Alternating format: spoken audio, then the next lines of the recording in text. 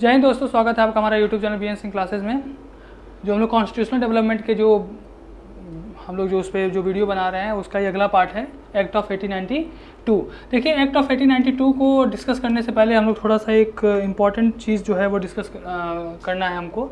देखिए, जब हम इंडियन काउंसिल एक्ट बता रहे थे कल, इंडियन काउंसिल एक्ट 1862, देखिए 1862 के अंतर्गत एक और इम्पॉर्टेंट चीज़ हुई थी कि जो प्रांतीय विधानसभाएं हैं, जो प्रोविंस लेजिस्लेटिव असेंबली हैं, उनका गठन होना शुरू हो गया था। सबसे पहले बंगाल में बना था 1862 में, नॉर्थ वेस्ट फ्रंटियर प्रोविंस 1866 में, और पंजाब में 1897 में। इसके बाद जो उत्तर प्रदेश यानी कि जो आज का हमारा उस समय को कह सकते हैं संयुक्त प्रांत, ठीक है, इन सब जगहों पे ये जो काउंसिल 1862 के काउंसिल एक्ट के अंतर्गत ये सब चीज़ें जो प्रांतीय विधानसभाएं थी उनका गठन होना शुरू हो गया था। तो ये एक फैक्ट था जो कल के वीडियो में छूट गया था। अब देखिए, हम लोग बात करते हैं एक्ट ऑफ 1892। देखिए 1892 में सबसे पहला जो इम्पोर्टेंट जो चेंज हुआ ये हुआ कि जो सेंट्रल लेजिस्लेटिव असेंबली थी, सेंट्रल लेजिस्लेटिव असेंबली और प्रोविंशियल लेजिस्लेटिव असेंबली,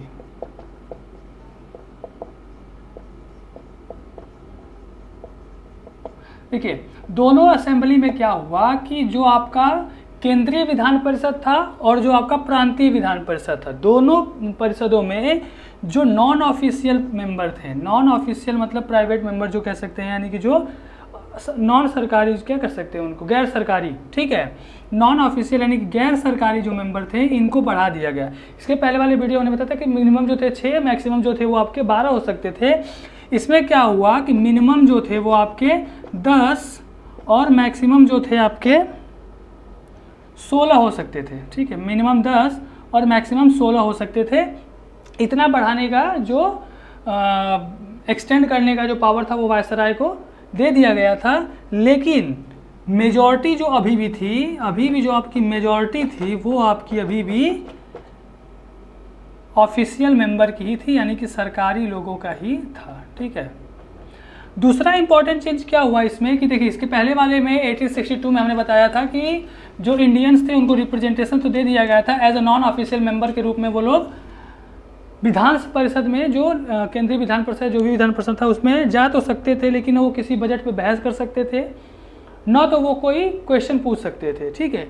इसमें क्या किया गया कि जो इंडियंस थे, यानी कि जो नॉन ऑफिशियल मेंबर थे, वो इंडियन या कोई भी अगर नॉन ऑफिशियल मेंबर है, चाहे वो ब्रिटिशर से क्यों ना हो, तो वो अब क्वेश्चन पूछ सकते थे, बजट पे बहस कर सकते थे, डिस्कशन कर सकते थे, और प्लस क्वेश्चन पूछ सकते थे। कोई भी सवाल अगर उनको पूछना है तो वो विधान परिषद में पूछ सकते थे।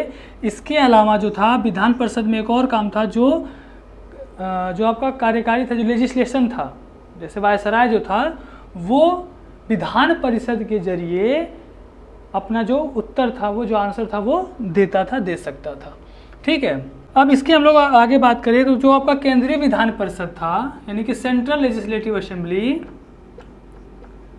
सेंट्रल लेजिस्लेटिव असेंबली, देखिए सेंट्रल लेजिस्लेटिव असेंबली और प्रोविंशियल लेजिस्लेटिव असेंबली में आप कंफ्यूज मत होइएगा।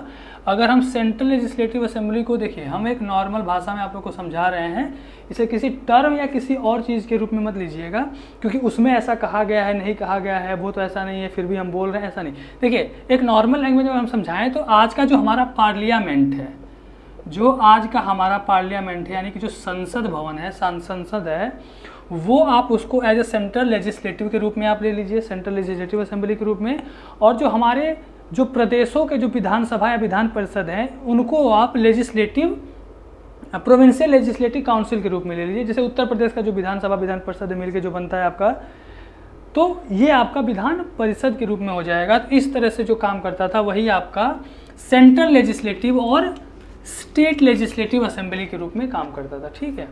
अब जैसे आज हम लोग देखें, आज का जो हमारा जो गवर्नमेंट का हेड होता है, अब जैसे हमारे जो कह सकते हैं कोई भी डेमोक्रेटिक कंट्री जो होती है उसके 3 मोस्ट ऑर्गन होते हैं। एक आपका हो गया आपका लेजिस्लेटिव, एग्जीक्यूटिव और जुडिशियरी।